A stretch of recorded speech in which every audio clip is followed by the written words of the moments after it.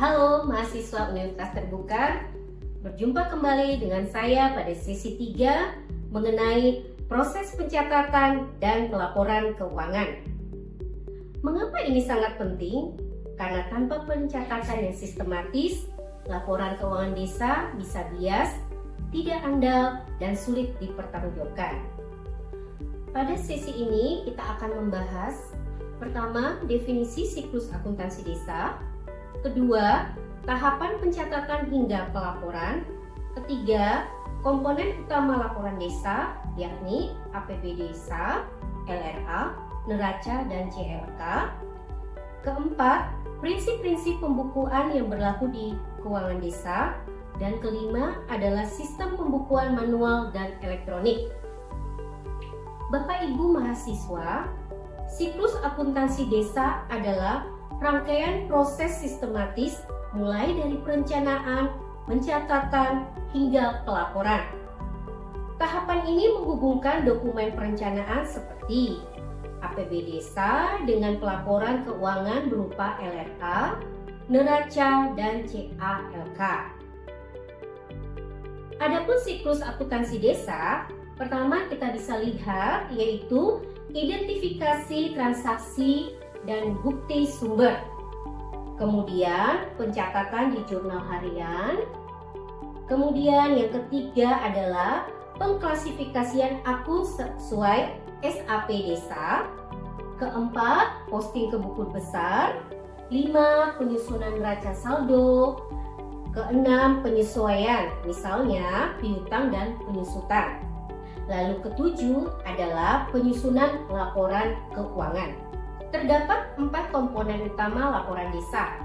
Pertama, APB desa, yaitu dokumen perencanaan tahunan berfungsi sebagai dasar pencatatan dan kendali anggaran.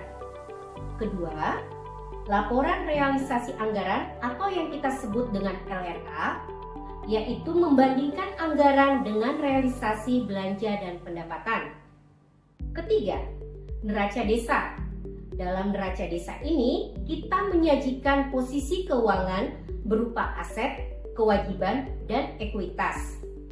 Dan keempat adalah CALK, yaitu memberikan rincian kebijakan akuntansi, piutang, persediaan, hingga komitmen jangka panjang. Bapak Ibu mahasiswa, prinsip-prinsip pembukuan desa harus kita ketahui, yaitu akrual terbatas. Apa itu akrual terbatas? Basis kas murni ditambah penyusian, piutang, dan kewajiban besar. Lalu harus adanya keterbukaan dan akuntabilitas, yakni setiap transaksi harus memiliki bukti. Konsistensi. Konsistensi ini merupakan format dan kode akun tidak berubah dari periode ke periode. Dan yang terakhir tentunya harus materialitas, dalam arti fokus pada transaksi yang signifikan bagi laporan. Dalam akuntansi keuangan desa, kita mengenal ada 3 jenis sistem pembukuan. Pertama yaitu secara manual yang di dalamnya ada buku kas umum, buku pembantu inventaris, dan persediaan. Lalu kemudian secara elektronik pada aplikasi sistem keuangan desa yang secara otomatis jurnal, posting, laporan instan. Kemudian yang ketiga adalah pengendalian internal, di mana pembagian tugasnya verifikasi transaksi, rekonsiliasi, dan aset bukti.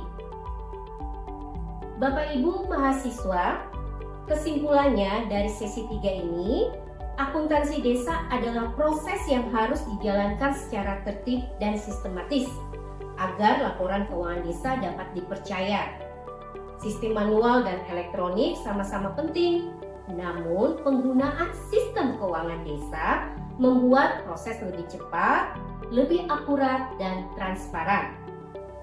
Ingatlah, laporan keuangan desa bukan hanya kewajiban administratif, tetapi juga instrumen akuntabilitas publik.